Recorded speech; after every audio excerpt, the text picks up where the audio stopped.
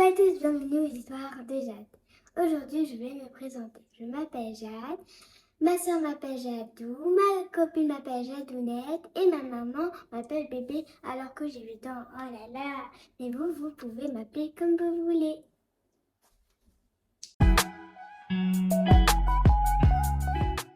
Pour cette première vidéo, j'aimerais partager ma naissance avec vous. Vous ne le savez pas, mais je suis née prématurée. Prématurée, ça veut dire que je ne suis pas arrivée à terme de la grossesse de ma maman. J'ai pointé le bout de mon nez à seulement 6 mois. Cette naissance m'a apporté des petits problèmes. Et à l'école, on me pose souvent des questions, comme pourquoi j'ai 2 cicatrices, pourquoi j'ai du mal à marcher, pourquoi je ne suis pas souvent à l'école, mais je vais vous expliquer ça tout de suite. Je suis née un 31 décembre avec 1 kg, 140 g et je mesurais 38 cm.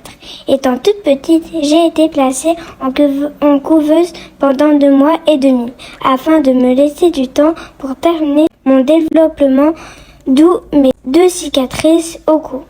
En fait, j'avais 2 tubes branchés au niveau de ma gorge qui me permettaient de me nourrir. Pour ce qui est de mes jambes, j'ai commencé à marcher très tard, à seulement 2 ans. À mes premiers pas, mes parents ont remarqué que je marchais pas très bien, c'est là où les complications sont arrivées. J'ai fait plusieurs séances de kiné. On m'a annoncé que je ne pourrais pas courir, ni faire de vélo, ni de corde à sauter, et que je n'arriverais jamais à marcher correctement. Un jour, nous avons fait la connaissance du docteur Nazarov. Le docteur a une technique chirurgicale qui aide les enfants à trouver l'équilibre puis à marcher correctement. Nous avons connu le docteur par du bouche à oreille. L'association qui s'appelle Vaincre pas après pas, en lien avec le docteur, a préparé avant de faire l'opération. D'ailleurs, je tiens à les remercier car aujourd'hui, grâce à eux et à mon docteur, je peux marcher correctement, courir et faire de la corde à sauter. Je suis très reconnaissante car le docteur Nazarov fait des miracles pour des personnes qui n'ont plus d'espoir. Alors merci docteur. Maintenant, je vais vous montrer quelques extraits de ma dernière opération. Voilà, je vais faire ma opération. Ils m'ont mis le bracelet, ils m'ont mis mon prénom et j'attends que le docteur vienne. Et du coup, je suis un peu stressée.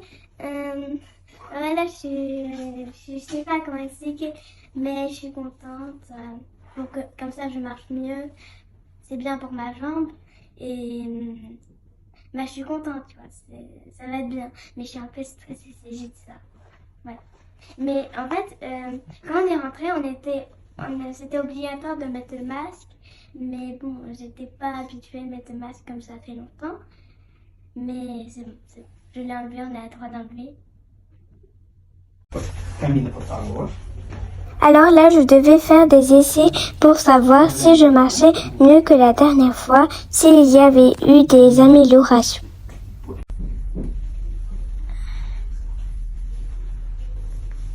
Je me suis enlevé tous les habits et mon père m'aide à mettre ça, voilà. C'est des habits blancs que je dois mettre, voilà. C'est fait? Merci papa.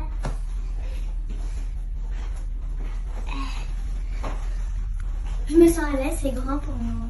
C'est grand.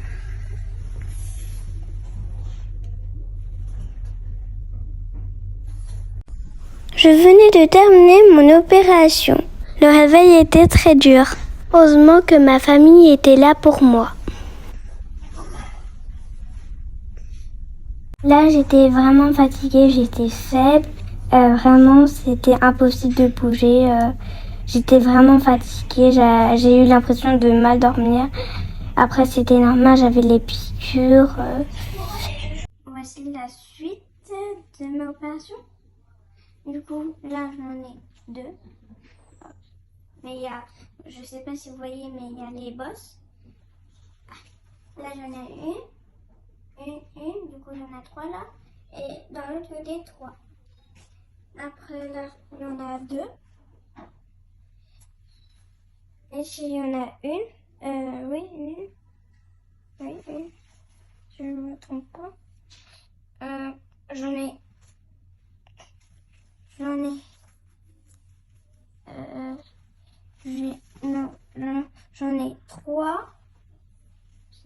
trompe pas. Et j'en ai 4 derrière.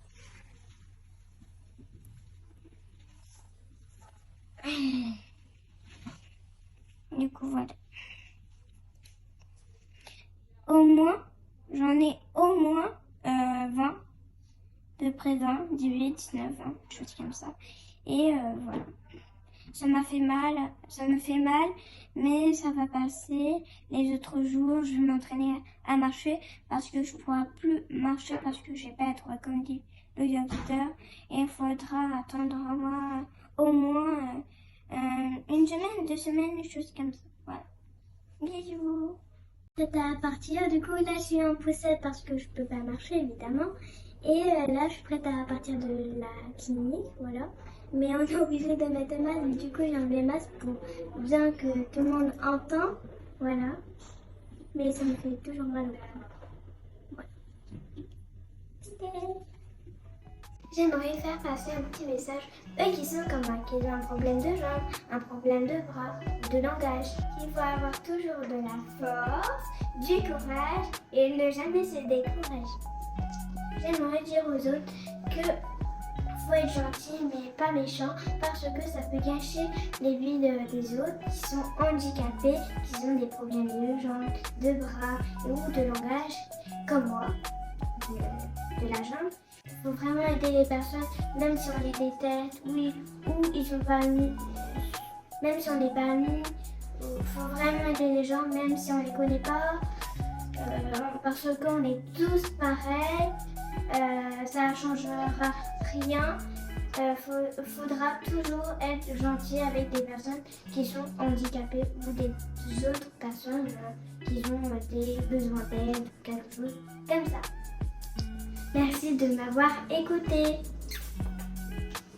J'espère que vous avez aimé cette vidéo. N'oubliez pas de liker, vous abonner et de activer la cloche de notification pour ne pas rater aucune de mes vidéos.